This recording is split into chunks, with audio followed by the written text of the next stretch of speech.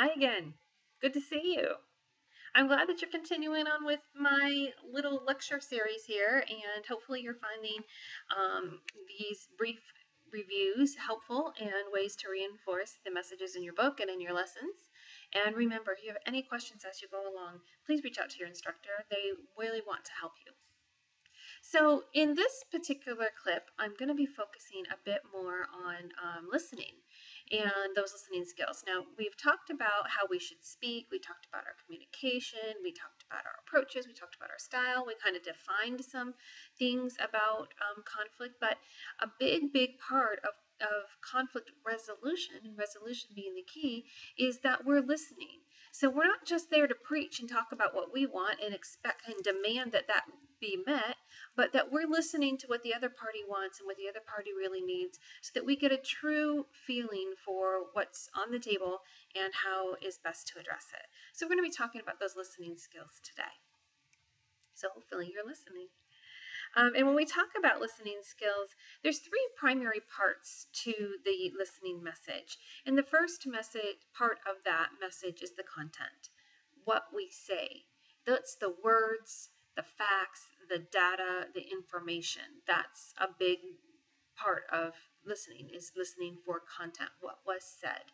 And that listening aspect we think of it being with words, but it can also be written. So that listening can be listening to what was written down or what was spoken to us. So we do a lot of communication these days via emails and texts and stuff like that. So we want to be aware of that. The second element of listening is understanding or listening or perceiving feelings and emotions. And when we're looking for feelings and emotions, many of these are coming through that nonverbal or that paraverbal channel. So in the last clip, we kind of talked about when we're sending messages, what that looks like in those channels. And so in listening, we're going to be receiving that information. So what is the person saying? What am I perceiving them to be saying? What is the emotion that's attached to those words? What are the feelings that are attached to those words? And understanding those along with the content. And the third area is the relationship. So when we're looking at that relationship, we're going to be looking at the nature and the quality of that relationship. So are we really listening because we care what the other person has to say? This is going to be an important relationship with a coworker, with a family member, with a child, with a spouse. Now, we may just not care that much if we deal with an attendant that we're going to have an interaction with for 30 seconds who's having a bad day. We'll listen to the words, we'll do what they say. Sorry, am I standing in your way? Did I do something that upset you? And I'm going to resolve it, and I don't really care about the rest. I just need to get on with my day. I'm not here to empathize and work deeply into your feelings when I really didn't have anything to do with it. You had a bad day and you're grumpy, and we're having a 30-second exchange. So there's no real relationship in that. But when it's your spouse who is very upset with you, your employer, your peers, we're going to be much more invested in that relationship and trying to maintain it and preserve it. So that's pretty important. When we have a conflict with regards to our listening skills, frequently it's coming from three primary areas. And one of those is that the message isn't clear. So again, in the communications class, we do some fun, we spend some fun activities kind of talking about giving unclear messages. We didn't actually say everything we thought we said. We left out parts of the information. We weren't speaking in a clear tone. There was too much noise, whatever is going on. So the message just wasn't clear. I really didn't understand what was necessary. Something else that could happen would be when we're receiving mixed messages. So I heard the words, but that is not what I saw on your face. That is not the reaction. That was not the impression I got when I was there. So while I did hear the words and I understood it, I understood more than those words. So I'm kind of confused here. Can you help me clarify? Am I doing this or am I doing that? What's going on here? I'm getting mixed messages. And the third thing that we might deal with is a situation when we're listening and we just feel devalued. I'm sure you've had an interaction at some time, or certainly seen one at some time. When somebody's talking to you and they're talking down to you, you feel like what you say doesn't matter anyhow. They're blowing you off. They're treating you in a disrespectful manner. And so when those things are happening, we don't feel valued. We don't feel important. Then we're not going to be actively engaged in listening or really caring what that person says, because they're not involved in caring what we have to say. So the breakdown has already happened. So once we feel devalued, we don't feel important, that can happen. And this is an important reminder for those of you who are bosses who could be treating employees devalued, and we think that we're being effective because I screamed my message in a very loud and clear way. Well, somewhere in there, your employees shut you out because of that. So if you really wanted to resolve that conflict, sitting down and really fixing it, what's going on here, is going to be much more effective than barking those orders. Same thing happens with parents. Not to say that we don't all bark orders from time to time, but really listening to what's going on. And it doesn't mean by any means that we shouldn't be directive sometimes. Just that treating somebody as a valuable person in that process can get you a lot further. So the good old saying, you can catch more bees with honey than you can with vinegar, is very appropriate here. So something else that we're going to look at briefly, or in our coming up in some of these chapters, is kind of looking at the levels at where we're participating. So we get an opportunity here to kind of take a self-reflection.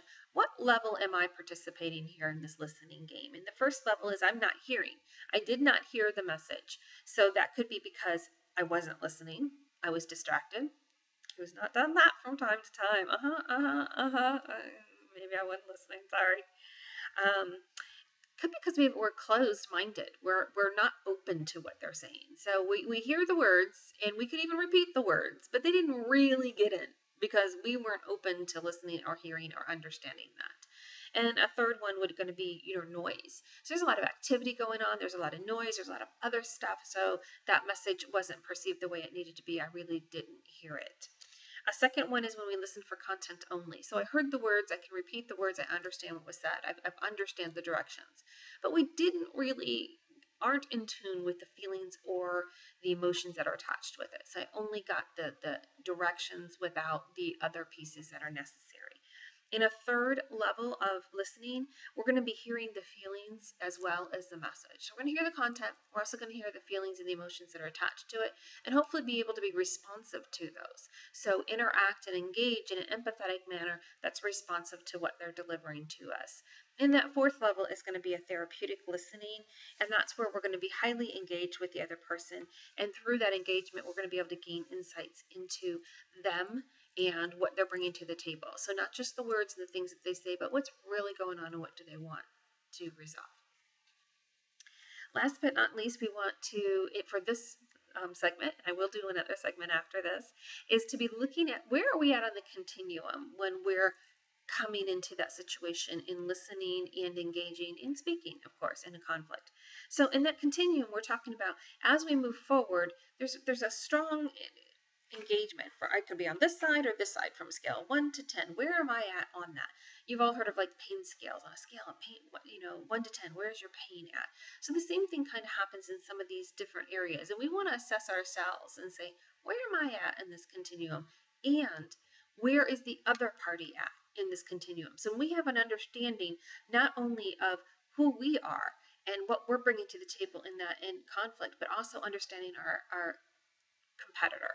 In IDS 4170, you're going to be watching a video. We're going to spend a lot of time looking at the competition, really studying and analyzing the competition, looking at the enemy per se, and understanding them brings a great deal of insight into what we're going to do. So because all these conflicts involved at least two parties. So where are you at in that continuum? That first continuum is superiority versus equality. Am I coming into this as I am a superior, I'm going to bark the orders, I'm going to say it, or am I coming into the situation and saying we're exactly equal? I'm not saying one's right or wrong, and it may depend on the conflict, but where are you at? We're equal, we're the same, neither one of us is more valued than the other, or what I have to say has more weight, and that's the way it is, and that's how we're going to address this. Where are you at on that continuum? A A second area is going to be ignoring the other person's feelings or empathizing with the other person. Obviously, ignoring is not a good thing. Sometimes it is. Not to see that feelings shouldn't, and we never want somebody to feel devalued.